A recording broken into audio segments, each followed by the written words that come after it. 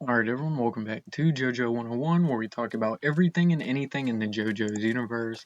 Today we will be talking about the Germany-loving, eccentric Nazi himself, Rudolf von Stroheim. この光はその顔は己ら旧敵このシュトロハイムとドイツ軍精鋭部隊が相手だ。 is a really interesting character and we're going to dive into it today. But before, as per usual, please like, comment, and subscribe. And I heard from Stroheim, because I got Stroheim, we're like friends on Steam or whatever.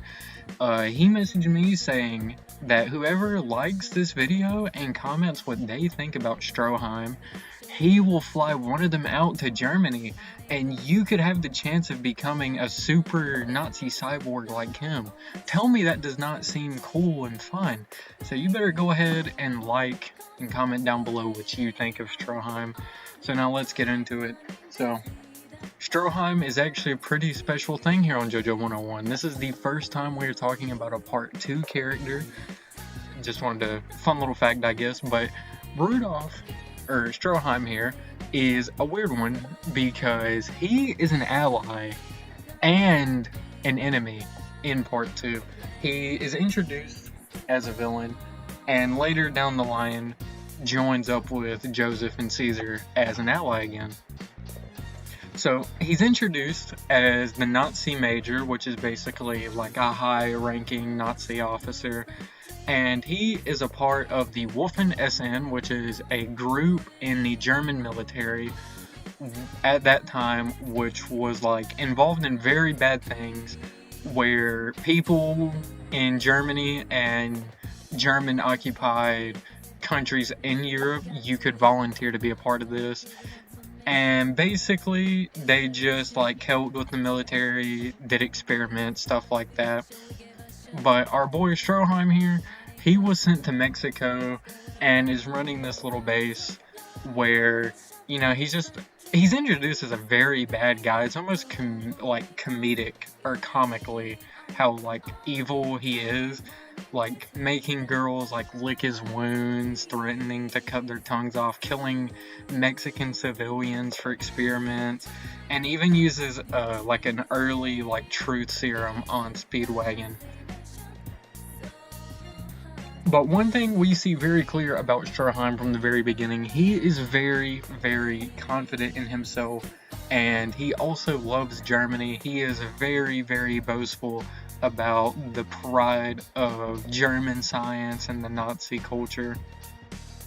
A lot of people would probably say that is his main trait, is his nationalism, because he at that time, it makes sense, a lot of Germans were like that.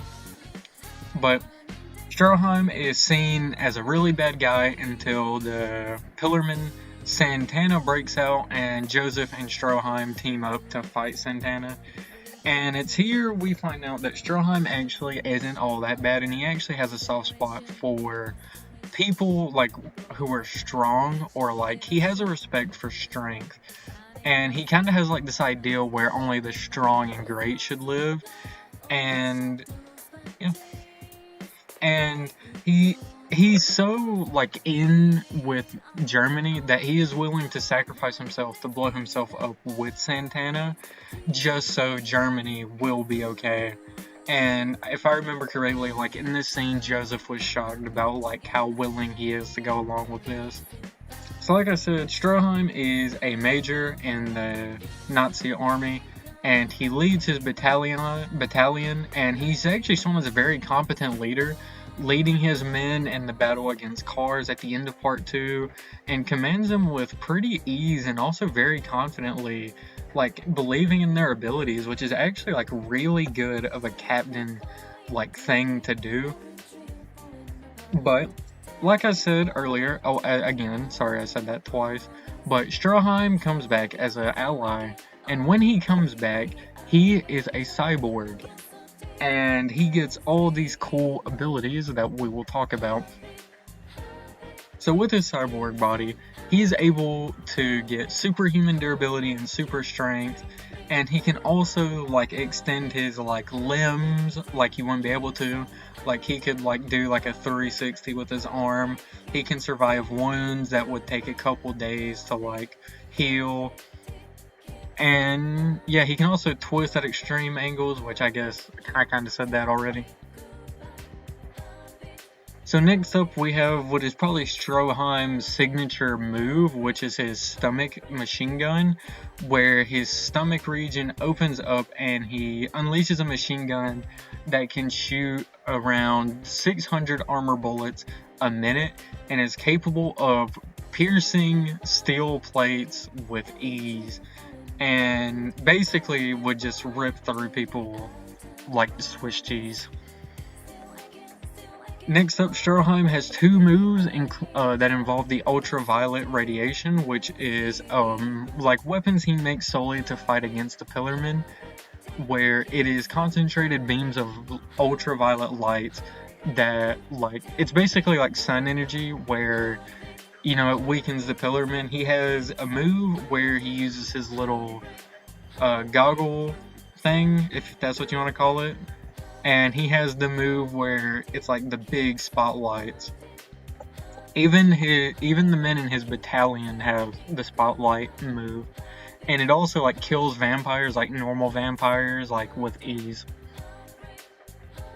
He also has a move where he can fire off his hand, and it's also pretty strong, as it was shown to like do some decent damage to cars.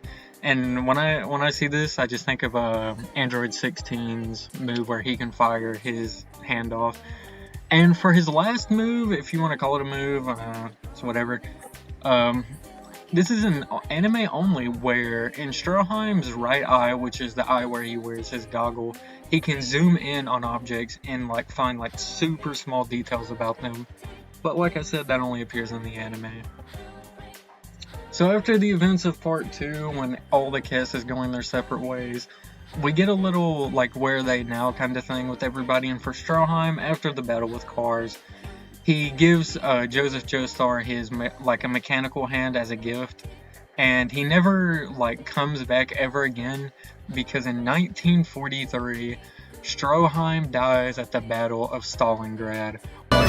ルドルフォン・シュトルハイムは徐々に再開することが1943年のスターリングラード戦線で誇ることにドイツ軍人として名誉の戦死を遂げた。世界一 Which is actually crazy how this guy just goes out and just dies. Like everything he's been through, he just goes out like a normal person. Now I have seen multiple theories that like call it cope or whatever, I don't know. This could be canon for all I know. It could happen in the spinoff. But there's like a common fan theory that Stroheim went to Stalingrad and died to a stand user. Do with that with what you will. But it's a nice little headcanon, I guess. Like, if you really like Stroheim and just do not want to fathom the idea of him just dying to like a bullet or anything, yeah, sure. Him dying to a stand user, that would actually be pretty cool. But before the video ends, I would like to give a shout out to Fritz von Stroheim, who is from the Steel Ball Run like timeline, I guess. If you want to say it's like alternate Stroheim, I know what you're probably thinking if you know like that part.